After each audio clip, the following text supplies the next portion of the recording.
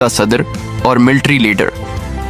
सिर्फ 34 साल की उम्र में ये दुनिया के सबसे कम उम्र सरबराह ममलकत हैं। लेकिन ये कहानी उम्र की नहीं, बल्कि इस शजाअत, सादगी और इनकलाब की है जो इस नौजवान ने पूरे अफ्रीका में बर्पा कर दिया।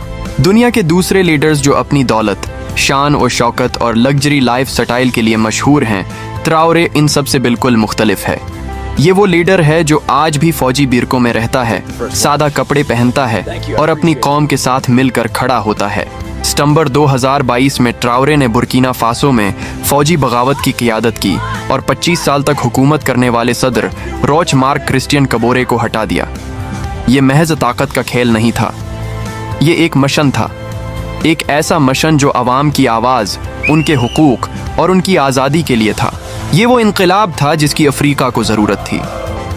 अवाम सड़कों पर निकल आए, उन्होंने ट्राओरे का साथ दिया क्योंकि वो जानते थे कि ये शख्स उनकी ज़बान बोलता है, उनका दर्द समझता है और उनके लिए लड़ने को तैयार है। ट्राओरे की शख्सियत के पीछे एक गहरी कहानी है। वो एक गरीब ख़ानदान से ताल्लुक़ रखते हैं, जहाँ रोटी का एक टुकड़ा मिलना भी खुशकिस्मती थी, जहाँ बिजली, पानी और तालीम जैसी बुनियादी सहूलियात तक रसाई नहीं थी। लेकिन उसने हार नहीं मानी। उसने तालीम हासिल की, जियोलॉजी में डिग्री हासिल की और फिर फ़ौज में शामिल हो गए। फ़ौज में वो महज एक सिपाही नहीं बना, वो एक कमांडर बना। एक ऐसा कमांडर जो मैदान जंग में अपने साथियों के साथ खड़ा रहता था, जो उन्हें रोटी देता था, जो उनकी ज़ख्मों को खुद हाथों से मरहम लगाता था। ये वो लीडर था जो अपने जवानों के साथ खंदकों में सूता था, जो उनके साथ खाना खाता था और जो उनकी तकलीफ़ों को महसूस करता था। ट्राओरे ने जल्द ही महसूस कर लिया कि बुर्किना फासो की असल दुश्मन सिर्फ दहशतगर्द नहीं, बल्कि वो सियासी निज़ाम है जो अवाम को लौट रहा था, जो फ्रांस और मगरबी ताकतों के हाथों बक चुका था और जो मुल्क के कुदरती वसाइल को गैर मुल्की कंपनियों के हाथों फ़रोख्त कर रहा था। उसने देखा कि किस तरह फ्रांसीसी कंपनियां बुर्किना फासो की ज़मीन से सोना, यूरेनियम और दूसरे मादनियात निकाल रही थीं और बदले में मुल्क को कुछ नहीं मिल रहा था। उसने देखा कि किस तरह फ्रांसीसी फ़ौज बुर्किना फासो में मौजूद थी, मगर दहशतगर्दी के ख़िलाफ़ कुछ नहीं कर रही थी, बल्कि वो सिर्फ अपने मफादात की हिफाजत कर रही थी।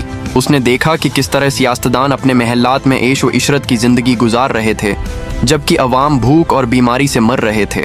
और फिर ट्राओरे ने फैसला किया, बस अब बहुत हो चुका। और फिर आया वो दिन, सितंबर 30, 2022। ट्राओरे ने बगावत की, इक़्तिदार संभाला और ऐलान किया, अब से ये मुल्क अवाम का है, न फ्रांस का, न अमेरिका का, न किसी और बैरूनी ताकत का। ये हमारी ज़मीन है, ये हमारे वसाइल हैं और ये हमारी आज़ादी है। इस ऐलान ने पूरे अफ्रीका में ज़लज़ला फैला दिया। ये महज एक तकरीर नहीं थी, ये एक इनकलाब था। ये वो लम्हा था जब अफ्रीका ने कहा, हम अब ग़ुलाम नहीं हैं। ट्राओरे ने सबसे पहले फ्रांसीसी फ़ौज को बुर्किना फासो से निकाल दिया। इन फ़ौजियों को, जिन्होंने बरसों तक अफ्रीकी सरज़मीन पर कब्ज़ा जमा रखा था, उन्हें ट्राओरे ने वापस भेज दिया। फ्रांस ने एहतजाज किया, दबाव डाला, लेकिन ट्राओरे नहीं झुका। उसके बाद उन्होंने फ्रांसीसी यूरेनियम कंपनियों के लाइसेंस मनसूख कर दिए। ये वो कंपनियां थीं जो बुर्किना फासो की ज़मीन से सोना, यूरेनियम और दूसरे मादनियात मुफ्त में निकाल रही थीं। ट्राओरे ने कहा, हमारी ज़मीन, हमारे वसाइल, हमारी आज़ादी, हम अपने मुल्क को अपने हाथों से बनाएंगे, हमें किसी की भीख नहीं चाहिए। फिर ट्राओरे ने मगरबी अमदाद को मुस्तरद कर दिया। उसने कहा, ये अमदाद नहीं, ये जंजीरें हैं, ये हमें ग़ुलाम बनाने का ज़रिया है। हम अपनी मेहनत से, अपने वसाइल से अपना मुल्क बनाएंगे। लेकिन ट्राओरे की असल ताकत उसकी सादगी में है। दुनिया के दूसरे लीडर्स जो सोने के महल्लात में रहते हैं, जिनके पास हज़ारों कारें हैं, जिनके प्राइवेट जेट्स हैं, ट्राओरे इन सब से मुख्तलिफ है। वो आज भी फ़ौजी बीरकों में रहता है। उसके पास कोई महल नहीं, कोई सोने का दरवाज़ा नहीं, कोई गोल्ड प्लेटेड कार नहीं। वो अपने फ़ौजियों के साथ एक ही मेज़ में खाना खाता है। वो उन्हीं कपड़ों में अवाम के दरमियान जाता है जो एक आम सिपाही पहनता है। कई इंटरनेशनल रिपोर्ट्स ने यह बात कन्फर्म की है कि ट्राओरे की ज़ाती दौलत तकरीबन सिफर है। ना बैंक अकाउंट्स में अरबों डॉलर्स हैं, ना बैरून मुल्क प्रॉपर्टीज़। उसकी ज़िंदगी एक आम फ़ौजी की तरह है, सादा, हकीकी और ईमानदार। जब लोग ट्राओरे से पूछते हैं कि आप महल में क्यों नहीं रहते, तो वो जवाब देता है, मैं अवाम का खादिम हूँ, उनका बादशाह नहीं। میرا کام ان کی خدمت کرنا ہے، نہ کہ ان کے خون پسینے کی کمائی پر عیش کرنا۔ یہ وہ لیڈر ہے جو اپنے فوجیوں کے ساتھ میدان جنگ میں لڑتا ہے۔ جب دہشت گردوں نے برکینا فاسو کے شمالی علاقوں پر حملہ کیا تو ٹراورے خود وہاں گیا۔ اس نے اپنے جوانوں کے ساتھ خندقوں میں رات گزاری، ان کے ساتھ کھانا کھایا اور ان کا حوصلہ بڑھایا۔ یہ کوئی عام لیڈر نہیں کرتا، یہ صرف ابراہیم ٹراورے کرتا ہے۔ ٹراورے کی شخصیت کے اور بھی کئی دلچسپ پہلو ہیں، جیسا کہ وہ ایک تعلیم یافتہ انجینئر ہے، جیولوجی میں ماہر ہے اور اپنے ملک کے قدرتی وسائل کو سمجھتا ہے، لیکن اس کی اصل طاقت اس کی سوچ میں ہے۔ وہ جانتا ہے کہ افریقہ کو آزادی، خود مختاری اور اپنی قوت کی ضرورت ہے، نہ کسی بیرونی طاقت کی مدد، نہ کسی قرضے کی غلامی۔ ٹراورے نے اپنے ملک میں مفت تعلیم، مفت صحت کی سہولیات اور عوام کے لیے روزگار کے مواقع فراہم کیے۔ اس نے نوجوانوں کو فوج میں بھرتی کیا اور انہیں ایک مشن دیا: اپنے ملک کی حفاظت کرنا۔ اس نے ملک بھر میں اسکول بنوائے، ہسپتال کھولے اور غریبوں کے لیے گھر بنوائے۔ اس نے کسانوں کو مفت زمین دی، انہیں بیج اور کھاد فراہم کی تاکہ وہ خود کفیل ہو سکیں۔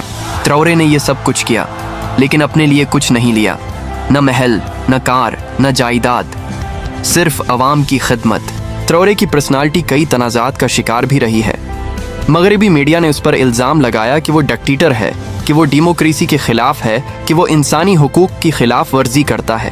لیکن ٹراورے نے جواب دیا: ڈیموکریسی وہ نہیں جو مغرب ہمیں سکھاتا ہے۔ ڈیموکریسی وہ ہے جہاں عوام کی آواز سنی جائے، جہاں ان کے حقوق محفوظ ہوں، جہاں وہ آزاد ہوں، نہ کہ جہاں بیرونی طاقتیں ہمارے وسائل لوٹیں اور ہمیں غلام بنائیں۔ 2023 میں ٹراورے نے رسیا سے فوجی تعاون کا معاہدہ کیا۔ اس نے فرانس کی جگہ رسیا کو منتخب کیا، کیونکہ وہ جانتا تھا کہ فرانس صرف استعمار کی ایک نئی شکل ہے۔ اس فیصلے نے مغربی دنیا کو ہلا کر رکھ دیا۔